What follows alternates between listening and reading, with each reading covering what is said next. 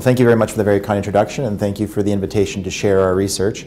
Many of you have seen some of this, but there is some new data, so I hope there'll be something for everybody. I only have about 20 minutes, and we have done a lot of meta-analyses, so I've tried to condense it down and just try to stick to a couple of questions, because I don't think we have enough time to run through everything, but let's struggle through the data together.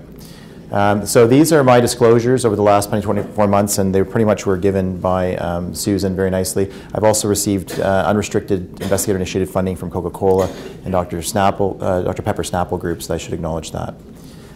So since Bray published this ecological observation in 2004, George Bray and Barry Popkin, it's really sort of set off the current debate as I see it, and really focus things so that we have this sort of fructose, if you like, centric view of cardiometabolic disease. And it starts with this analysis, and most of you are aware of it, and we're not going to spend too much time, but it just simply shows the increase in the availability, this is disappearance data from the USDA, availability of high fructose corn syrup as it was introduced in the market in the early 1970s, and how that is tracking with that as an increase in total fructose and free fructose, and this is thought to mirror the increase in overweight and obesity. Now, this is just an ecological observation. This is generally considered a weak level of evidence. Even George Bray and Barry Popkin in this did indicate that this was hypothesis generating, but it hasn't stopped people from really seizing upon it, and I think a real reason for that is the biological plausibility that underlines it. And we don't really have time to go through the biochemistry, but there's a very strong case that can be made in any biochemistry textbook you pick up in terms of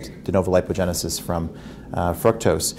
So this is set off this is just meant to be a few examples, this sort of fructose-centric view of cardiometabolic disease. And this is just to give you some ideas, and most of you in this room are aware of these sorts of things, like sugar is like the next tobacco. It's all about the fructose, and here we have some popular news pieces in the New York Times, where they did a piece based on the Lustig YouTube video implicating sugar in this current epidemic. And as we see from the Action on Sugar, there's a belief that if we reduce sugar, arguably as much as it's increased by availability, that somehow we'd reverse this epidemic. Well, this has propelled Rob Lustig, who was already introduced very nicely by Susan with his books and his activities, to really what I would say rock star status and celebrity status. I think we can all learn as scientists from his knowledge translation, because he does so well what we can't. And it's partly being very evangelical and very charming, but it's clearly something more. He's been able to get the message out.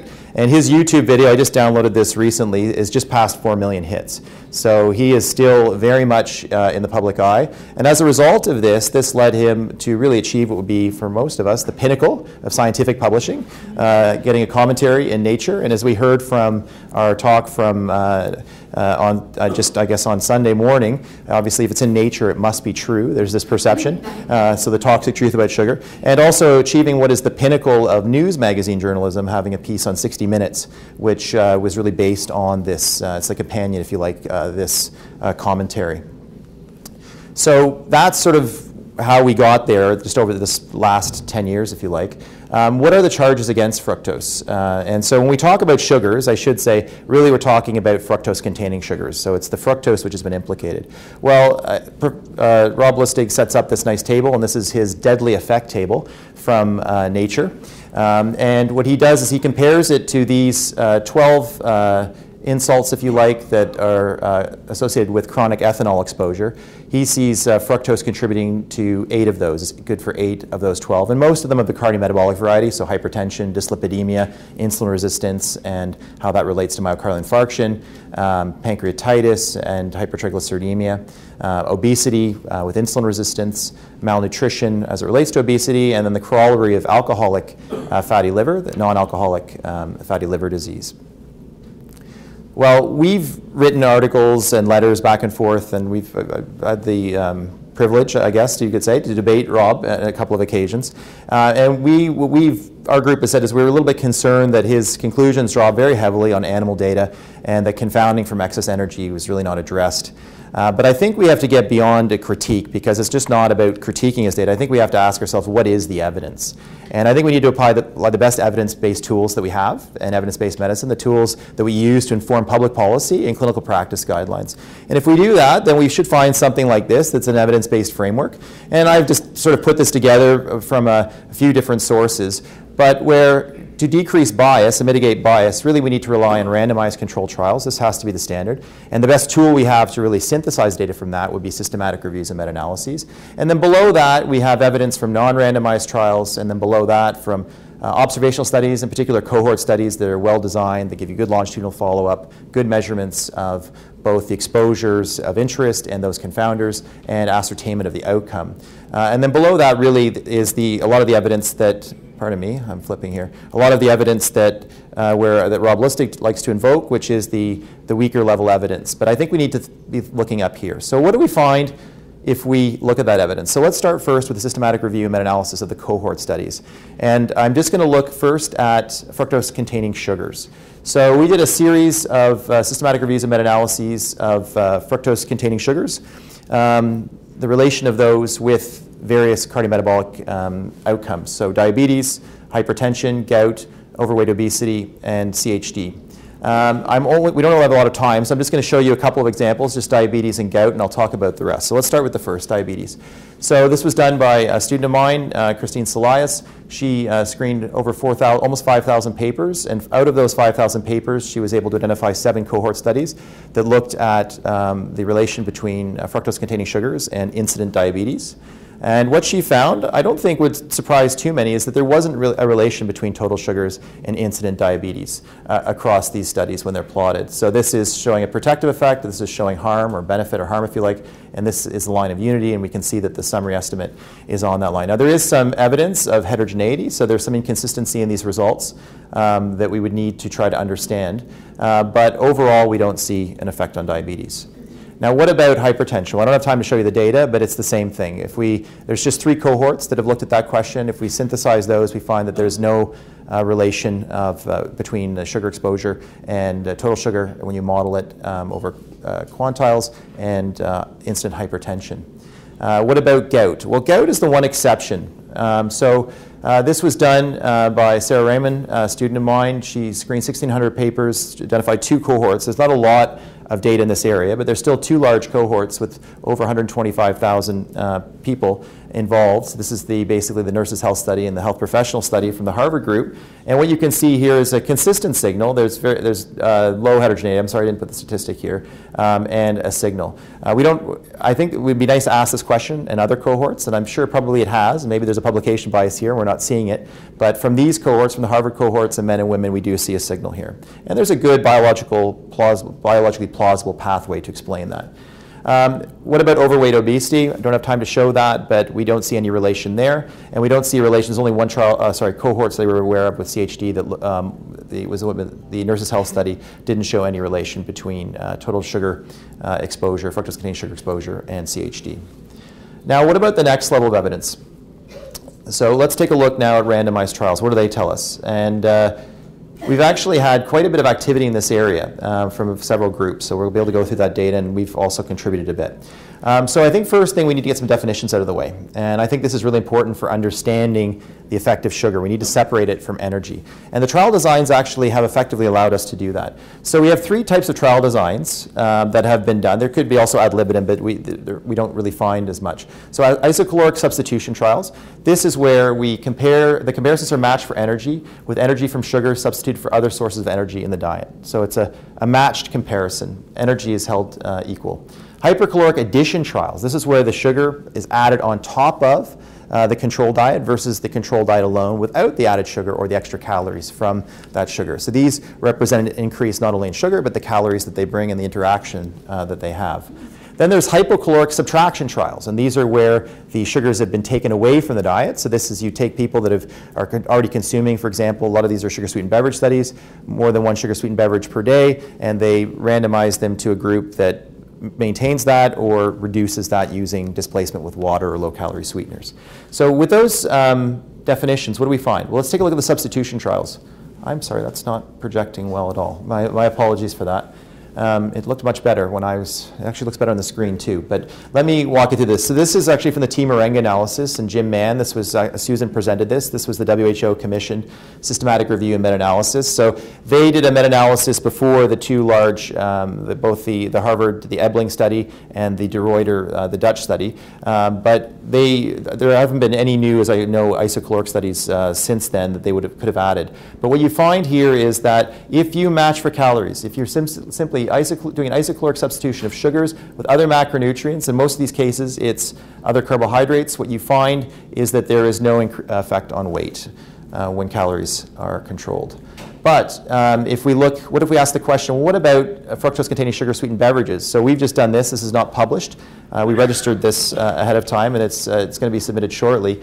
If we look at isocaloric substitution of fructose-containing sugar-sweetened beverages, so this is any fructose-containing sugar that's been added in fluid form versus a control, what you can see is the same thing. So if you look down the studies, there is some heterogeneity across the studies, but the overall effect estimate here using a random effects model is right on unity. So really no different from what was seen here, whether it's in beverage format or not. What about addition trials where we're adding the sugar on top of the diet, adding the extra calories? What do we find? Well, this Team Morenga looked at this as well. And what they found, again, not having the benefit of all trials, because their census date for their review was over a year and a half ago, what they found was, I think, what you'd expect.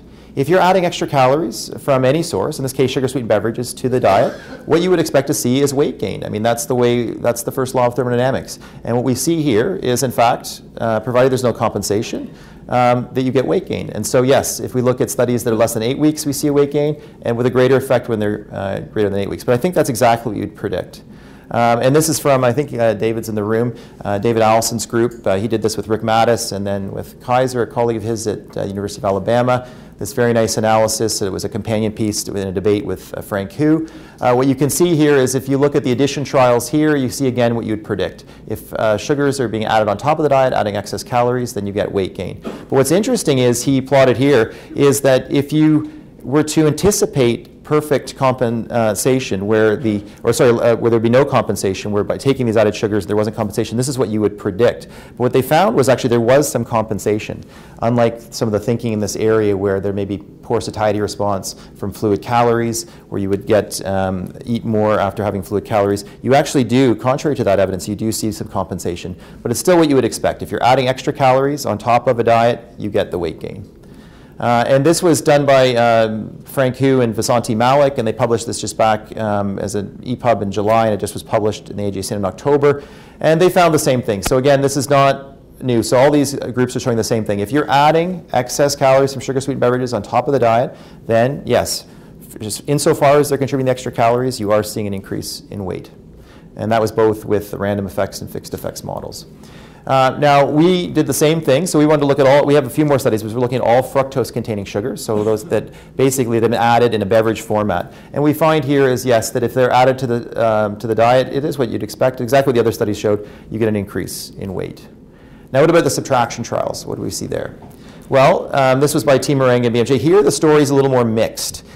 So we do see it in some subgroups and not in others. So in children, we don't see any advantage of reducing energy from sugars on body fatness. But in adults, they did see a signal for benefits. The reduction of sugars did improve body weight. But again, I think we would hope that that would be the case. As a physician, if I'm telling people to consume less calories and they're overweight, they're positive energy balance or weight gaining, I would hope that they can reduce their weight. So in this case, we did see it potentially in adults, but not in children. So this is what David Allison's group did. They did it a little bit differently. So they looked across all subject types. They didn't see it, although the confidence interval did just touch unity. So it may be that with more large studies, such as the De Ruyter trial, the Dutch trial, and with the Ebling trial from David Ludwig's group at Harvard, that confidence interval may well pull clear of unity, and we may see significant benefit. But in the overall analysis, we don't. But in the subset of those that are overweight and obese, again, those in a positive energy balance, gaining weight, well, yes, in that group, probably reducing sugar-sweetened beverages, you would expect to see a benefit, and you do in that group. And this is the data from Vasanti Malik and Frank Hu, and they were unable to show it using a random effects model, which would be the appropriate model in this case. But at the fixed effects model, they did see it, but so there wasn't really a clear indication because there was a sensitivity issue. So what about other endpoints? Well, Gibson did do this systematic review looking at sucrose on other cardiometabolic endpoints, and I don't have time to go through them all, but it did find that it appears that as long as you're matching for calories up to 25% of energy, which is the IOM DRI level, then one doesn't see any harm. Now, what about fructose? And this really gets to a lot of the work we've been doing. Again, we don't have a lot of time, so what I've done is I've just summarized it by putting it into one large figure, but we need some definitions first. So the same definitions apply. In the fructose world, there's really been two designs that we find. There's the isocaloric substitution trials. Again, fructose is being swapped, holding calories equal for another carbohydrate, usually starch or glucose or even sucrose. If we want to see, and we included sucrose in some of those studies because we want to see is there something special about or particular to fructose when it's alone, given all the cardiometabolic issues that have been ascribed to it. And hypercaloric addition trials where it's again added on top of the diet. So what do we find? Well, we did these 7 endpoints, and we published them all. Our NAFLD paper is just in press, so it should be coming out soon. And I know Mei Chung has done some really nice work here, and hers should be coming out soon too as well. But what I've done is just to summarize it, so I don't eat into her talk. I've plotted all the summary point estimates from all our meta-analyses. And what you can see here is if you look body weight, lipids, postprandial triglycerides, glycemic control, all the way across, under isocaloric conditions, we don't see any signal for harm as long as calories are matched. And if anything, we might even see a signal for benefit in terms of glycemic control. This is for fructose. And a benefit in terms of blood pressure. But again, because as we designed these to address the issue of harm, where we want to conclude, I think this gives us confidence that there's no harm, but it would be interesting, I think, to look at potentially benefit of fructose, but this just gives us confidence that there's likely no harm across these endpoints. But there's another question. Well, is there something special about fructose if it's consumed at a higher level, if we overfeed it? Is it different than overfeeding of starch, or is it different than overfeeding of glucose? As long as we match for the calories, what do we see? Well, if we match overfeed fructose or glucose, we took a look at those. We did a sort of a sensitivity analysis of these. What you find is actually you get an improvement in body weight with fructose. So it actually does better than matched overfeeding. In this case, all these studies are glucose. And really no other effects. There is an increase in uric acid. So we do see it under these conditions. So under overfeeding conditions, matched for calories, you do get an increase in uric acid with fructose overfeeding versus glucose overfeeding.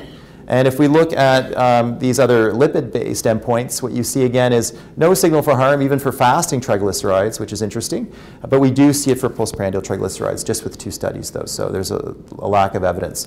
But so I don't think there's any clear evidence that even under match overfeeding, if we're consuming too much, that it's any different than consuming any other carbohydrate. I think that's important because we don't consume things in a vacuum. And if we're going to tell people to take away something, that if they're just going to replace it with another aspect of the Western dietary pattern, it may not be any better. So in this case, I think we could say it doesn't look like it's any worse, and I don't know that this really should be the focus.